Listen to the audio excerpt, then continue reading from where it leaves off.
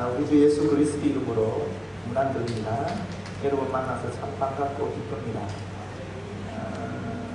사실 사람은 만남으로 자란다 그래요. 그런 말이 있습니다. 좋은 말 아닙니까? 사람은 만남으로 자란다 그러는데 저는 박준태 목사님을 만나서 이만큼 자랐습니다. 신학대학원서로 동기거든요. 그리고 이제 첫 사역지가 갔습니다. 제가 첫 사역지가 우리 신대원 2학년 때 그 식인촌 있는 고향교회에서 첫 사역을 시작했습니다. 그 사역을. 그때 저는 이제 그 아동부, 청년부 주일 저녁예배 설교를 했고, 그 당시 박준태 전도사님은 중고등부, 그 다음에 성가대 지휘, 수요일 저녁예배 설교를 하셨어요. 그래서 3년을 같이 있었습니다. 그 당시에 제가 굉장히 많이 배웠고요. 또 저는 이제 3년 지나서 교회를 쫓겨났지만 박준태 목사님은 그 담임 목사님과 교인들한테 인정을 받으면서 거기서 목사 안수도 받으시고 더 계시다가 다른 데로 가셨죠. 하여튼 우리 신학대학원 저희 동기가 430명입니다. 꽤 많죠. 약 430명인데 그 중에 제가 깊이 사귄 사람이 사실 몇 사람 되지는 않아요. 그렇지만 아마 가장 깊이 초창기에 사귀었다면은 박준태 목사님이에요. 진짜 3년 동안 긴밀하게, 정말 친밀하게 사귀었거든요. 근데 사귀면 사귈수록 진국이에요. 정말 제가 개인적으로, 인격적으로 존경하고 또 좋아합니다. 그만큼 제가 좋아하는 분이에요. 제가 고향교에 있을 때에 저도 설교를 하고 목사님 설교를 하셨지만 우리 그 담임 목사님이 그 샌프란시스코 신학대학원에서 그 설교학으로 박사학위를 받은 분이에요. 그분이 얘기하시기를 박준태 목사님은, 그 당시 전도사님은 대설교가 될 가능성이 있다고 했어요. 아니 진짜 그랬어요. 저한테는 그런 그만한 게 없습니다. 그런데 정말 제가 거의 한 1년 만에 2, 3, 4년 설교 듣고 못 들었거든요. 그럼 몇 년 만에 설교를 들으면 오늘 거의 한 20년 만에 들었는데 맞습니까? 계산이 안 돼요. 20년 만에 설교를 들었는데 참 제가 설교를 굉장히 많이 받았고요. 이거 나한테 하는 설교인데 그런 말씀을 동시에 참 아깝다. 왜 아깝다고 느꼈어요?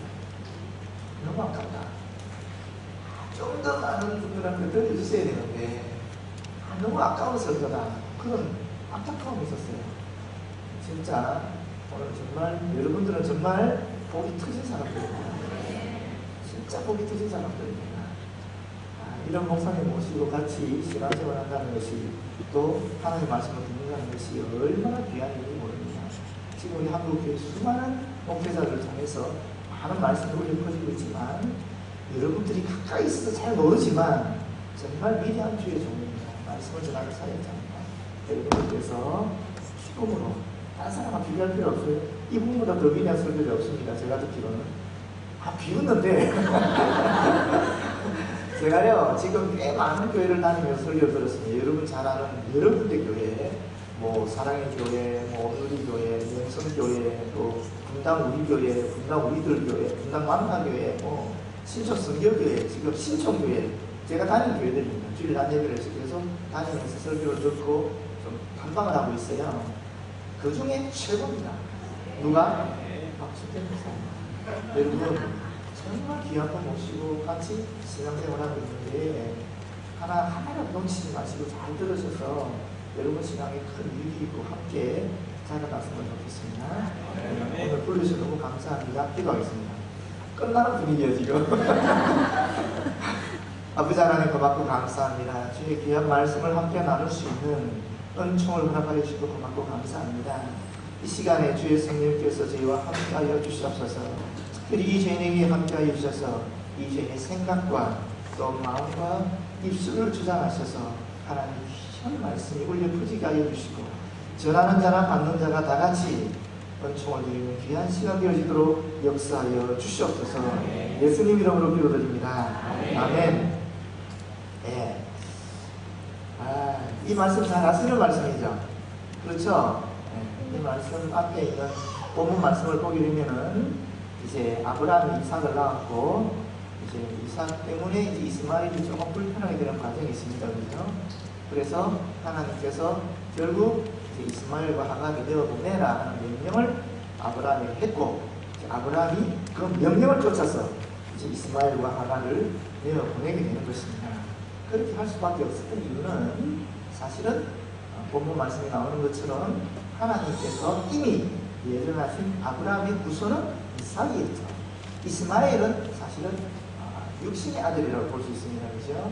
사례가 눈치도 없이 약속을 안 지켜가지고 하나님 말씀을 안 믿어가지고 종을 보내는 바람에 결국 이스마엘이 태어났던 것 아니겠습니까? 아마 이때 이스마엘을 낳으면 16살 좀 됐고 16살, 17살 좀 됐을 거예요. 84세 때 나왔으니까 이스마엘을. 근데 결정적으로 이삭을 이스마엘이 기록했단 말이에요. 로기도 장난치고 좀 해코지 된 거예요. 그걸 보니까 이제 이삭의 엄마 사례가 눈이 돌아버린 거죠. 그래서 남자한테 바가지를 팍팍 긁으니까 어떡하겠어요. 어쩔 수 없습니다. 남자는 여기 수많은 남자들이 계시지만, 청년들이 계시지만 우리는 여자한테 이길 수가 없습니다. 어쩔 수가 없는 거예요. 아브라함이 아무리 믿음의 조상이라 그러다 할지라도 결국 아브라함도 사례 어쩔 수가 없는 겁니다. 아무도 여자를 이길 수 없습니다. 남자들은. 결국 여자의 말을 듣고 또 하나님의 응답을 받고 이제 이스마엘과 하갈을 내어보내는 데서 이제 본문은 시작되는 겁니다. 이스마엘도 자식인데 내어보낼 때 아버지 마음이 어땠겠습니까? 16년을 자기 아들을 키웠는데 그렇지 않습니까? 얼마나 가슴이 아팠겠습니까? 하나님께서 내어보내라 해서 내어보낸다 할지라도 아마 그 마음이 굉장히 아팠을 거예요. 우리가 알다시피 아브라함은 믿음의 조상 아닙니까? 하나님이 있는 그 믿음 하나 가지고 살아온 사람 아닙니까? 하나님께서 이 아들 이스마엘로 하여금 큰 민족을 이루게 하겠다 하는 약속을 받았기 때문에 그 약속을 믿고 또 내어보내는 겁니다. 자기의 아픈 가슴을 부여잡고 하나님께서 맡기신 사명을 이 아들이 감당할 것이다라고 믿고 내어보내는 겁니다. 그래서 떡과 물을 가족들이 나눠서 내어보내는 것입니다. 어떻게 됐습니까?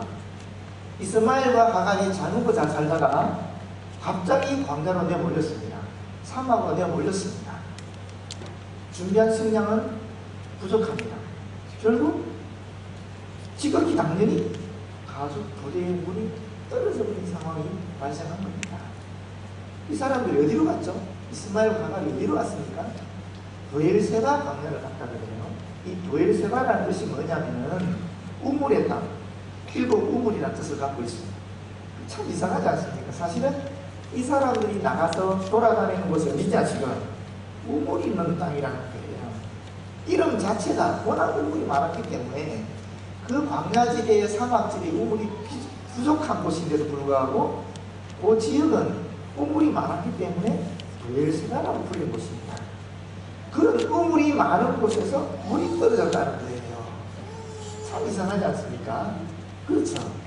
이 브엘세바가 의미하는 것은 뭐냐? 바로 오늘날 우리가 살아가는 이 세상을 의미하는 것입니다. 이 세상에는 우물들이 많이 있습니다. 사실은 샘물이 많이 있습니다. 어느 시대보다 지금 우리가 살아가는 이 시대에 가장 쉽게, 가장 가까이에 샘물이 놓여 있습니다. 그 샘물이 뭐죠? 예수 그리스도 아니겠습니까? 인터넷이 발달하고 TV 방송이 발달하는 이 시대다 보니까 이제 TV가 뜨시면 인터넷 들어가기만 하면 하나님 말씀을 얼마든지 들을 수 있는 시대가 됐습니다. 그렇지 않습니까? 그런데 우물이 많은 땅에서 이스마엘과 하갈이 물이 떨어졌듯이 예수 그리스도에 대한 말씀이 그렇게 풍성하게 넘치는 이 시대 속에 살아가는 우리들이 너무나 쉽게 갈증을 느끼는 겁니다. 똑같은 상황이 우리에게 있는 것입니다. 이럴 때 우리는 어떻게 해야 되겠습니까? 이스마엘과 하갈이 한 걸 보십시오. 하갈이 어떻게 했습니까? 물이 떨어졌습니다. 지쳤습니다. 더 이상 갈 수가 없는 상황에 놓였습니다. 이때 하갈이 어떻게 했습니까? 물이 떨어졌습니다. 16절에 한번 보시겠어요? 16절? 우리 보면 16절에 보시면은 15절이군요. 15절 뒤에 보면은 그 자식을 어떻게 했습니까? 관목덤불 아래에 두었습니다. 첫 번째, 관목덤불 아래에 두었습니다. 무시라. 그분이 오셨는가 봐요. 두 번째 뭡니까? 두 번째는 뭡니까? 화살 한바탕거리 떨어져 마주 앉아 바라보면 소리내어 울었습니다. 무슨 말이죠? 첫 번째는 자기가 할 수 있는 일을 한 겁니다. 애가 너무 지쳐 쓰러지려고 하니까 관목이라는 게 조그만 가시나무 같은 거거든요. 뭐 이파리가 별로 없는 거예요. 그렇지만 조금이라도 햇볕이 받지 않기 위해서 그 아이를 그늘이 쫙 있는 곳에 가져옵니다. 그리고 떨어져서 소리내어 울었다. 무슨 소리인가? 암소리 대고 울었다. 하나님께 부르짖었다라고 볼 수 있겠죠. 그렇죠? 그러니까 할 수 있는 일은 내가 했고 할 수 없는 일은 주님께 맡겼다라고 볼 수 있습니다. 우리가 일단 살아가다 보면은 이런 위기 상황이 올 때가 있습니다. 누구든지 옵니다. 그렇지 않습니까? 여러분이 나이가 많든 적든 상관이 없이 우리 일생을 통해서 보게 되면 위기 상황은 반드시 오거든요. 그럴 때 우리가 할 수 있는 일이 있고 할 수 없는 일이 있다는 것입니다. 할 수 있는 일은 무엇입니까? 인간이 할 수 있는 것들이겠죠. 할 수 없는 일은 위기를 타개하는 거거든요. 이거는 하나님이 역사하셔야 되는 거예요. 그럼 우리가 어떻게 됩니까? 주님께 맡겨야 됩니다. 주님께 맡기는 것이 무엇입니까? 기도하는 것이라는 겁니다. 이런 말이 있죠. 새가 머리 위로 날아가지 못하기는 할 수 없다. 그러나 새가 머리 위에 앉는 것을 못하게 할 수 있다.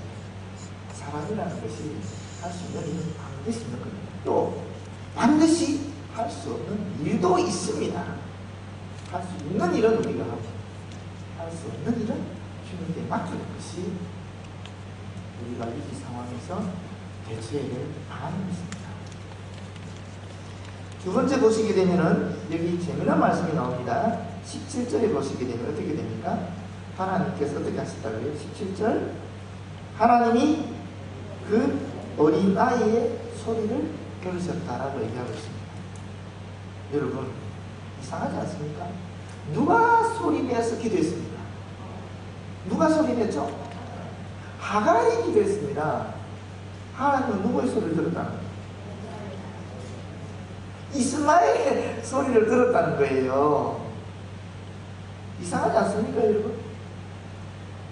왕성이 대곡하면서 크게 소리쳐서 울부짖은 사람은 하갈입니다. 그런데 하나님 누구의 소리 들었다고요? 이스마엘의 소리를 들었습니다. 좀 이상하지 않습니까? 무슨 뜻일까요, 이게? 뭐 두 가지로 생각할 수 있을 것 같아요. 첫 번째 하나는 이스마엘도 울었을 것이다. 당연하지 않게 서로 마주보며 있는 겁니다. 엄마가 소리내어서 울고 있습니다. 그걸 아들이 보고 있었겠습니까? 안 보고 있었겠습니까? 그걸 보고 비록 본문에는 없지만 아들도 소리내어서 울지 않았겠습니까? 그렇죠? 두 번째는 뭐냐? 두 번째는 하갈의 기도라는 것이 우리 식으로 얘기하면 아들을 위한 중보 기도입니다. 그렇죠? 하갈은 자기가 죽는 것보다 더 애타는 게 뭐겠어요? 아들의 문제 아니겠습니까? 자기 아들이 지금 죽게 된 상황이란 말입니다. 엄마가 죽는 것보다도 자기 자신이 고통스러운 것보다도 자기 아들이 잘못될까 싶어서 염려하고 걱정하고 소리내어 울부짖는 거거든요. 이게 중보기도잖아요. 여기 교사들이 계시는 줄 알고 있는데 이제 여러분들이 주일학교, 성경학교 수련회 할 거 아닙니까? 우리가 열심을 다해서 준비하고 열심을 다해서 아이들을 가르치고 기도할 것인데 그런데 우리에게는 희망이 있습니다. 뭐예요?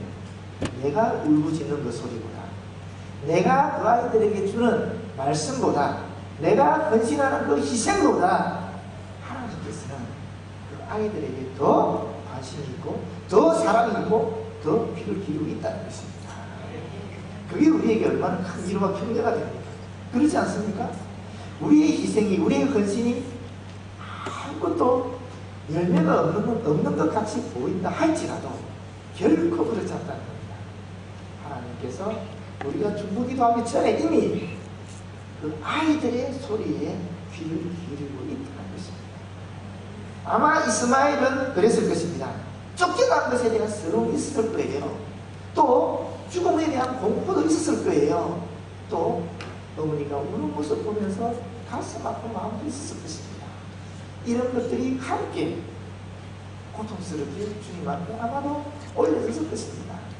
우리가 중보기도하는 자녀가 있을 수도 있고, 중보기도하는 친구가 있을 수도 있고, 또 우리가 중보기도하는 어떤 신앙의 동지들이 있을 수도 있습니다.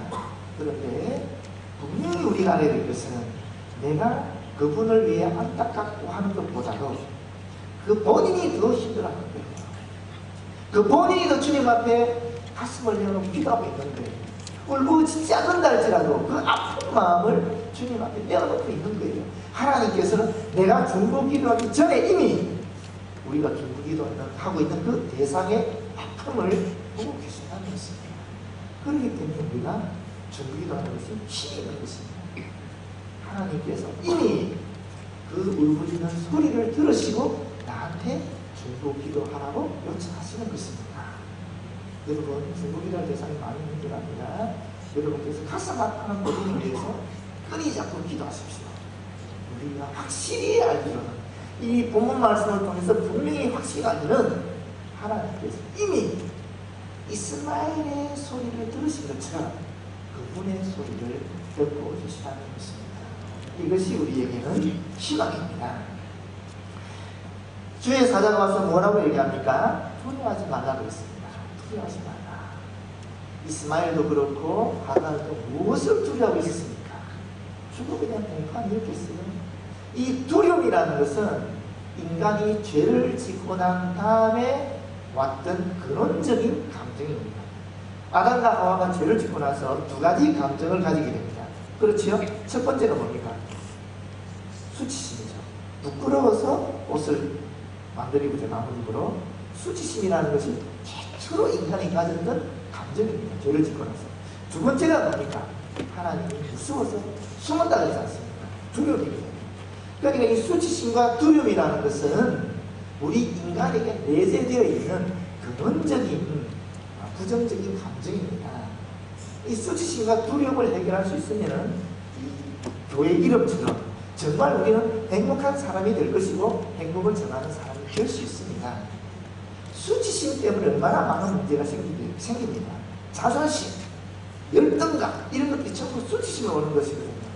이 수치심 때문에 얼마나 많은 인간관계가 파괴되고 있습니다.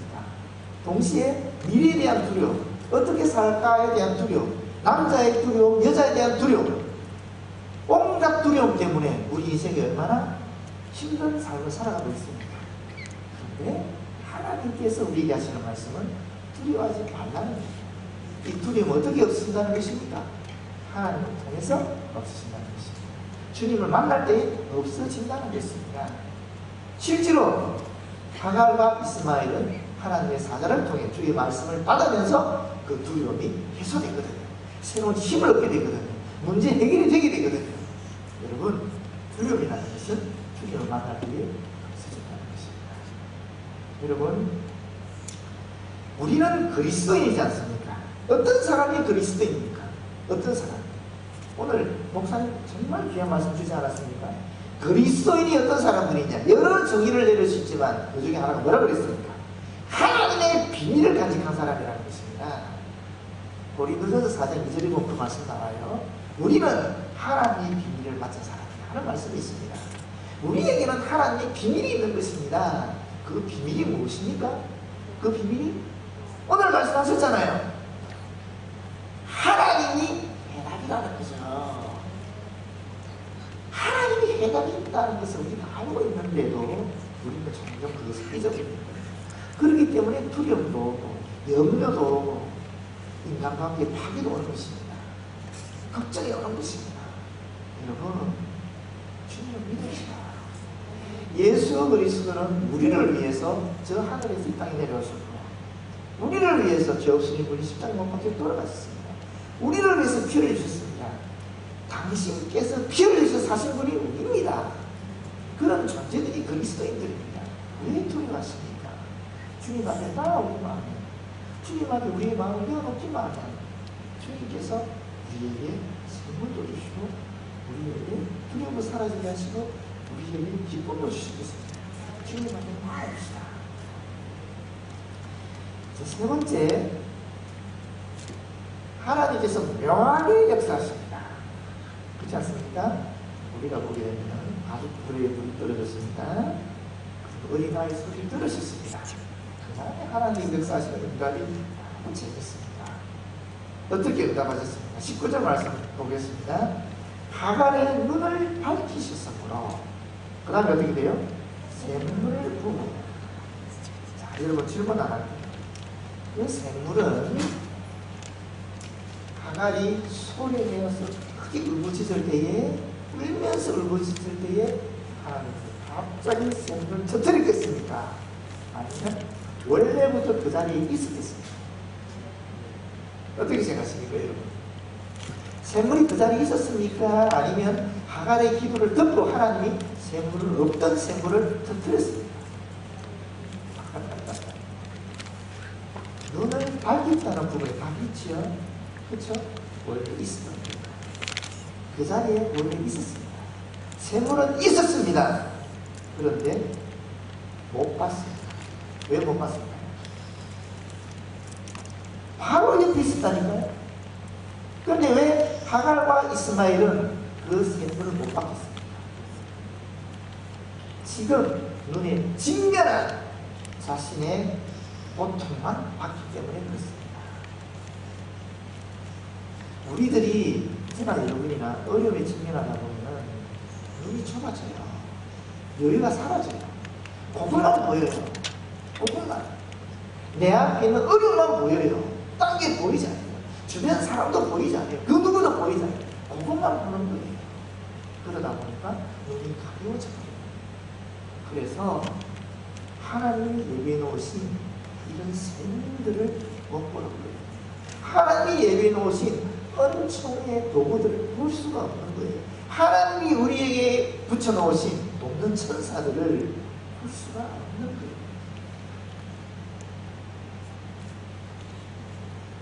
이미 있던 물입니다.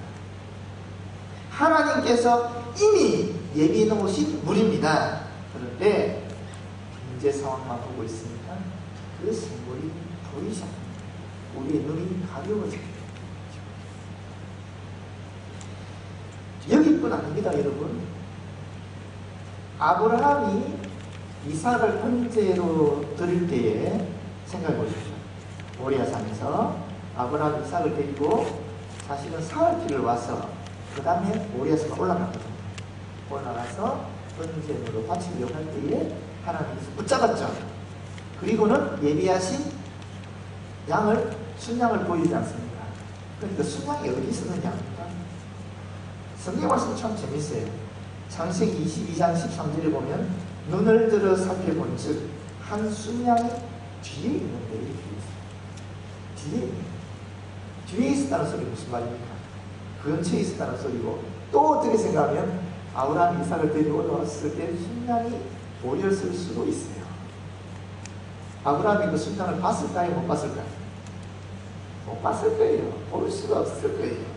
지금 지 아들을 죽이니 망해하는데 딴 게 눈에 들어오겠습니까? 안 그렇습니까? 아들하고 죽이네 말해 계속 권면하면서 올라갔을 거예요 아마도. 그렇지 않습니까? 아 진짜 죽이라 그래야 될까? 아 진짜 칼을 내리쳐야 될까 말해야 될까? 끝까지 고민했을 거예요. 그렇지만 하나님의 약속을 믿었겠죠. 이 아들로 말미암아 큰 민족을 이루게 하셨는데 믿었겠죠. 그리고 내리치는데 역사 일어나는 거 아니겠습니까? 그리고 아브라함은 위대한 발견하는 겁니다. 그게 뭡니까? 여호와 이레라는 것입니다. 준비되어진 순양을 발견하게 되는 것입니다. 여러분, 예수님이 부활하셨습니다. 그런데 부활하신 예수님을 만난 제자가 예수님을 못 알아보는 거예요. 잘 알죠? 엠마오 도상의 두 제자. 같이 길을 가면서 이런 얘기 저런 얘기 나누는 거예요. 무슨 말인지 아시겠습니까? 심지어 예수님이 이야기를 하고 있는 건데 예수님이 이야기를. 그런데도 불구하고 그 제자가 예수님을 알지 못합니다. 왜 그럴까요? 눈이 가려졌거든요. 사람이 죽었다가 다시 살아날 수 있습니까? 없습니까? 없죠? 그건 우리 머릿속에는 선입관 아닙니까? 죽었다가 살아날 수 없다는 선입관에 잡혀 있으니까 다시 살아나신 예수님을 보면서도 그분이 예수님을 알지를 못합니다. 그런데 이제 만찬을 통해서 식사하면서 예수님이 기도하실 때 눈이 뜨지가 됩니다. 눈을 뜨면서 예수님을 보는 겁니다. 여러분, 이런 일이 종종 우리에게 있습니다. 우리는 이미 예수님을 알고 있지 않습니까? 그럼에도 불구하고 선입관 속에 갇혀서, 내 지식 속에 갇혀서, 내 살아온 경험 속에 갇혀서 진짜 부활하신 예수님을 못 볼 때가 있는 겁니다. 그렇게 많은 말씀을 듣고, 그렇게 많은 성경을 알고, 그렇게 많은 신앙적 지식이 있음에도 불구하고 정말 위기 상황 속에서는 그 위기 속에 빠져서 부활하신 예수님, 하나님께서 미리 준비해 놓으신 그 선물들을 볼 수 없다는 것입니다. 우리 눈이 가려졌습니다. 여러분 어떤 어려움 속에 있는지 모르겠어요. 그러나 우리가 확신할 수 있는 것은 하나님께서 이미 우리에게 샘물을 멀리도 아니고 바로 옆에 이미 준비해 놓으셨다는 겁니다. 여러분의 눈이 밝혀지기만 하면 그 샘물을 볼 것이고 그 샘물을 통해서 힘을 얻고 다시 그 위기 상황을 극복해 나가면서 하나님의 살아계심을 전하는 행복을 전하는 그런 그리스도인이 될 것입니다. 마지막으로 한 말씀만 하고 말씀을 맺도록 하겠습니다. 결론적으로 어떻게 됐습니까? 결론적으로 이 아이는 활 쏘는 자가 됐다 했는데 이 활 쏘는 자라는 것은 일종의 전문가가 되었다는 것이에요. 실제로 이스마엘은 그 후손들이 지금 전체 우리 2010년에 나온 세계 종교 분포도를 보게 되면은 무슬림이 23.2%입니다. 이스마엘의 부여가 23.2% 전 세계 인구 중에서. 이삭의 후손은 얼마나 될까요? 이삭의 후손은 32% 정도 돼요. 대단한 거죠, 그죠? 어쨌거나 그렇게 됐다는 그러니까 큰 민족을 이룬 거죠. 저 개인적으로도 그런 일이 있었습니다. 사실은 제가 개인적으로 가장 힘든 때가 언제였느냐면은 사실은 이제 박사 과정을 마치고 나와서 시간을 살게 됐어요. 그때 정말 제 개인적으로 같이 일생을 통해서 가장 힘든 시기가 그 시기였던 것 같아요. 앞이 안 보이죠. 앞이 깜깜하거든요. 어느 날 이제 우리 선생님과 제자들이 함께 이제 선생님 은혜로 제가 밤모습을 가게 됐어요. 밤모습을 가는 그 백길이 4시간이거든요. 그 터키 쪽에서 가게 되면 4시간인데 그 배틀에 올라와서 하염없이 바다를 바라보고 있었어요. 너무 힘들었습니다. 생활 힘들고 미래도 보이지 않고 너무 힘들어서 백길을 가까이 보는데 거기서 굉장히 놀라운 것을 깨닫게 되었어요. 그게 무엇이냐면 여러분 망망대해입니다. 그게 길이 보입니까? 길이 없어요. 바다에 무슨 길이 있습니까? 길이 전혀 제 눈에는 보이지 않았거든요.